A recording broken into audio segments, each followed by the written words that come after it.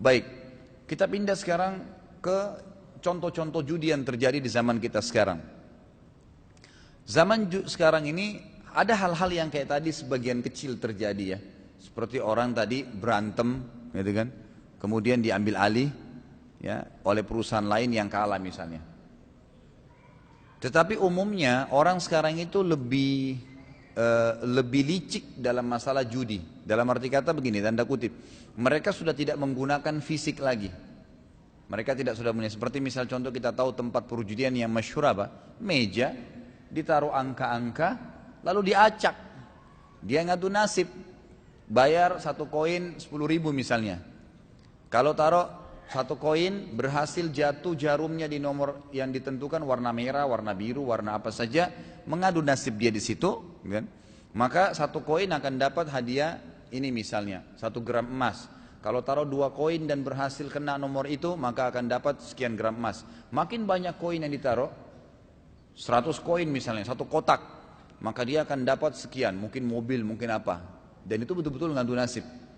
Dan umumnya judi ini memang luar biasa, dia akan menghilangkan, akan merugikan orang yang bermain itu 99% dan cuma satu keuntungannya. Orang main judi itu umumnya paling dia menang sekali 2 kali, kalahnya 100 kali. Tapi setan menghiasi dia supaya dia terus bersemangat mengejar seperti kemenangan yang satu. Padahal uang yang dia sudah keluarkan sudah terlalu banyak. Dan ini termasuk kata ulama hikmah daripada ayat yang akan saya bacakan nanti, kenapa judi diharamkan.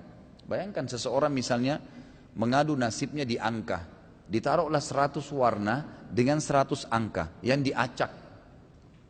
Pada saat diacak meja itu diputar, jarumnya tinggal ditunggu, hitungan menit nih, dia bisa taruh uang 1 miliar, bisa taruh uang 500 juta.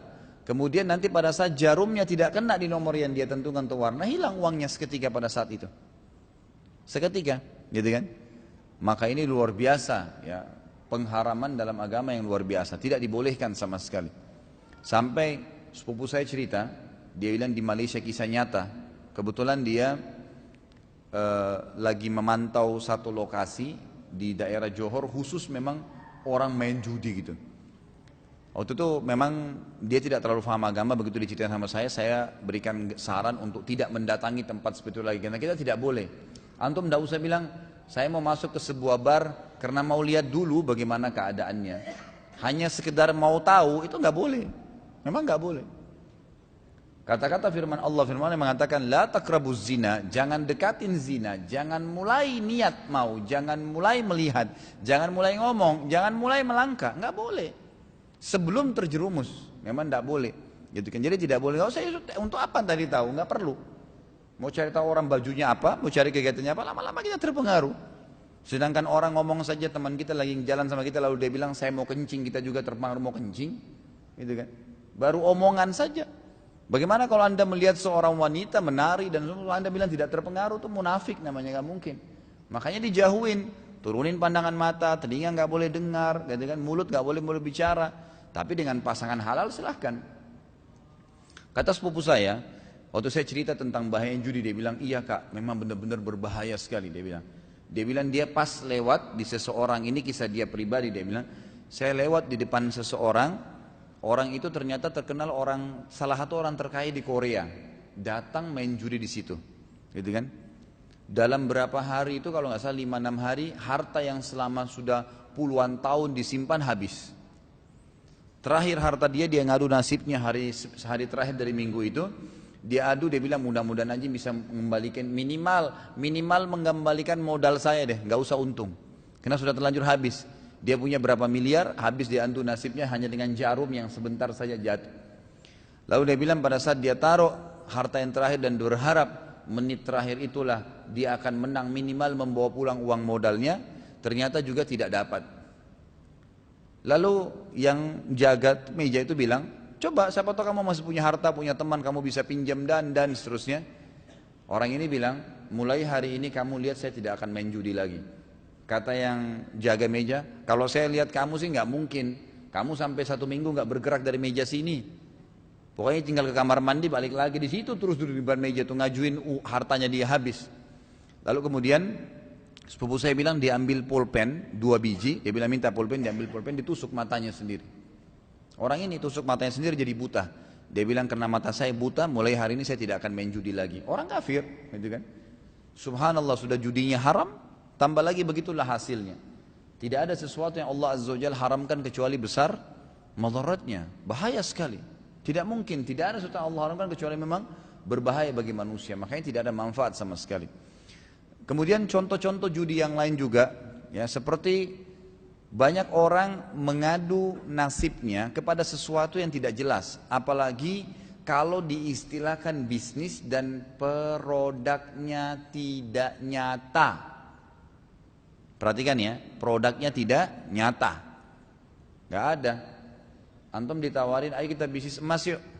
Kayak di Jakarta nih ada tuh, pernah ketemu saya. Ayo masuk bisnis emas pak. Bagaimana bisnisnya? Bapak bayar $10.000, kurang lebih 100 juta. Kursnya kalau 10.000 ya. $10.000, nanti Bapak kami kasih account. Dikasih kayak nomor sendiri, seperti nomor rekening. Nanti Bapak masuk sendiri dengan accountnya Bapak itu ke perusahaan kami. Bapak ikutin sendiri perkembangannya. Jadi Bapak nanti jual beli sendiri, silahkan. Emas ya, bahasanya emas. Kan gitu. Maka akhirnya terus saya tanya, terus bagaimana? Dia bilang iya, nanti Bapak tinggal ikutin. Kalau Bapak bisa ambil selisihnya, Bapak dapat untung, nanti masuk ke rekeningnya Bapak. Kalau rugi ya rugi gitu kan. Nah ini yang saya kategorikan, ini yang dibahas oleh para ulama, termasuk bagian daripada judi. Karena emas tidak boleh kecuali yadan biyad, mislan bimisl. Hadisnya begitu. Harus transaksi tangan dengan tangan dan serupa dengan serupa. Artinya emas tukar emas. Kalau emas mau ditukar sama perak, harus perak nilainya sama dengan emas itu, baru balance. Tapi kalau cuman sekedar kertas, cuman sekedar informasi, pastikan semua itu adalah manipulasi yang membawa kepada judi. Jadi hati-hati ikhwas sekalian, ya apalagi sekarang ini sudah banyak ditunggangin, maka harus hati-hati. Semua apapun nanti, kalau antum mau bertanya pun sebentar, apa yang masuk dalam definisi seperti sebuah mainan, game mempertaruhkan sesuatu yang tidak jelas dan bisa merugikan harta atau jiwa, masuk dalam kategori judi. Masuk dalam kategori judi yang diharamkan oleh agama kita. Jadi jelas ya. Beda kalau antum bisnis. Contoh, antum ditawarin oleh seorang teman dari, anggaplah negara Eropa, datang dari Inggris, nawarkan, ini saudaraku, saya akan buka usaha ini di Inggris dan saya mau buka sebuah butik, saya mau buka sebuah ini dan seterusnya. Kamu mau ikut nggak? Sahamnya saya jual sekian. Baik, antum dibolehkan masuk dalam transaksi ini dengan syarat dalam Islam, mengetahui benar bisnisnya. Oh iya, dilihatkan produknya, emang tahu itu perusahaan ada, bukan fiktif. Karena fiktifnya ini membuat tidak boleh adanya transaksi di situ. Jadi kalau orang cuma sekedar ini bisnis ini, kita nggak pernah lihat, iya deh saya ikut aja, yang sudah seterusnya, itu nggak boleh. Bahkan ulama mengatakan bisa masuk ya kalau dia tidak pernah lihat produk, apalagi orang itu dia tidak kenal, dia cuma main buang hartanya, maka ini masuk dalam kategori bagian daripada judi yang diharamkan, tidak boleh. Bukan jual beli berarti, karena jual beli harus sesuatu